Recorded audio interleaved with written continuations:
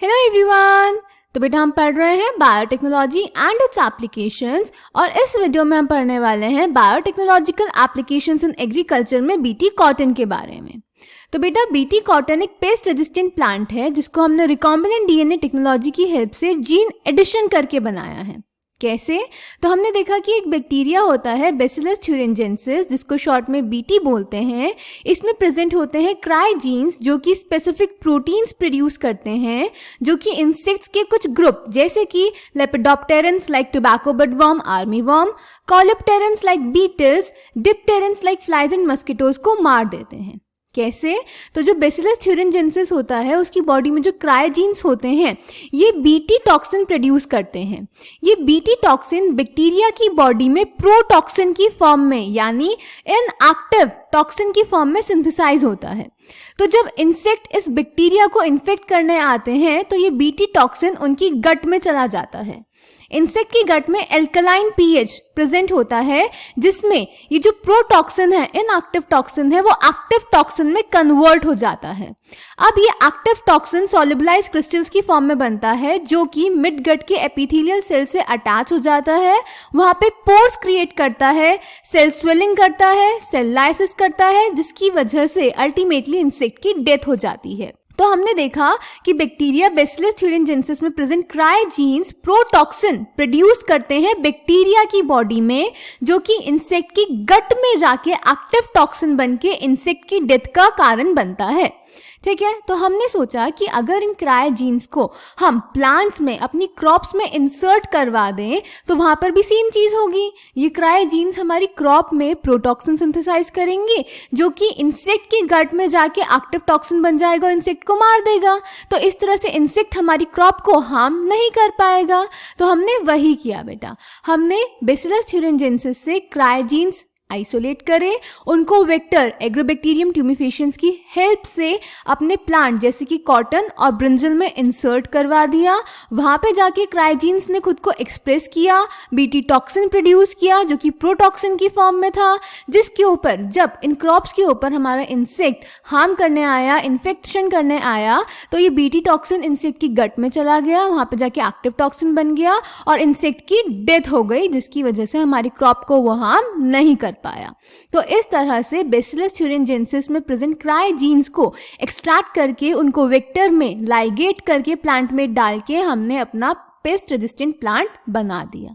ठीक है, अब यहाँ पे क्वेश्चन आता है कि अगर ये जो टॉक्सिन है वो इंसेक्ट को मार सकता है तो बैक्टीरिया और प्लांट को हार्म क्यों नहीं करता? तो बेटा देखिए कि बैक्टीरिया और प्लांट की बॉडी में ये जो टॉक्सिन है वो प्रोटॉक्सिन इनएक्टिव टॉक्सिन की फॉर्म में सिंथेसाइज हो रहा है। इस इनएक्टिव टॉक्सिन को एक्टिव होने के लिए एल्कलाइन पीएच चाहिए जो कि प्रेजेंट है इंसेक्ट की गट में। समझ गए? अब ये जो क्रायोजीन्स होते हैं ये इंसेक्ट ग्रुप स्पेसिफिक होते हैं। फॉर एग्जांपल क्राई 1AC और क्राई 2AB बॉलवर्म्स के लिए होते हैं और क्राई 1AB बोरर के लिए होता है। ठीक है, तो ये आपको याद रखना है कि जो क्रायोजीन्स हैं वो इंसेक्ट ग्रुप स्पेसिफिक होते हैं। कौन किसके लिए होता है ये आपको याद रहना चाहिए। बैसिलस थ्यूरिंजेंसिस की डेथ क्यों नहीं होती क्रायोजीन प्रोटीन्स की वजह से? क्योंकि वहां पे जो टॉक्सिन है वो इनएक्टिव फॉर्म में प्रोटॉक्सिन की फॉर्म में सिंथेसाइज होता है। ओके, तो इस तरह से हमने बीटी कॉटन और बीटी ब्रिंजल का सिंथेसिस किया है। ओके, तो चलिए अब इसको एनसीईआरटी से पढ़ लेते हैं। So some of the applications of biotechnology in agriculture that you will study in detail are the production of pest resistant plants which could decrease the amount of pesticide used. Chemicals पे जो हमारा dependence है वो इसकी वजह से खत्म हो जाएगा, तो जो केमिकल्स हमें हार्म करते हैं वो भी नहीं होगा। BT toxin is produced by a bacterium called Bacillus thuringiensis. Spelling ढंग से याद रखेंगे, BT for short. BT toxin gene has been cloned from the bacteria and been expressed in plants to provide resistance to insects without the need for insecticides, in effect created a biopesticide. Examples are BT cotton, BT corn, rice, tomato, potato and soyabean etc. इनके examples भी आपको याद होने चाहिए बेटा। Okay, then BT cotton के बारे में बात करते हैं. Some strains of Bacillus thuringiensis produce proteins that kill certain insects such as Lepidopterans, for example tobacco budworm, armyworm, Caulipterans like beetles, and Dipterans, for example flies and mosquitoes. Bacillus thuringiensis forms protein crystals during a particular phase of their growth. These crystals contain a toxic insecticidal protein. Why does this toxin not kill the bacillus? ये मैंने अभी आपको बता दिया कि bacteria की body में जो टॉक्सिन बनता है वो प्रोटॉक्सिन यानी इनएक्टिव टॉक्सिन की फॉर्म में बनता है.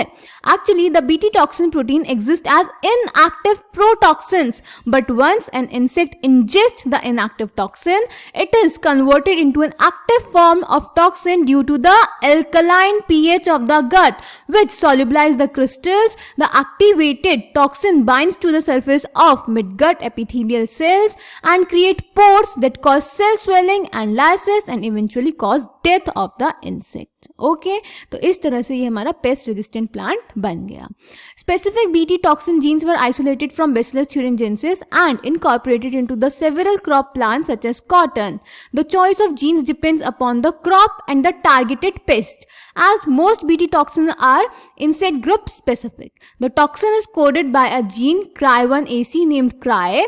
There are a number of them. For example, the proteins encoded by the genes Cry1AC and Cry2AB control the cotton bollworms. That of Cry1AB control corn borer.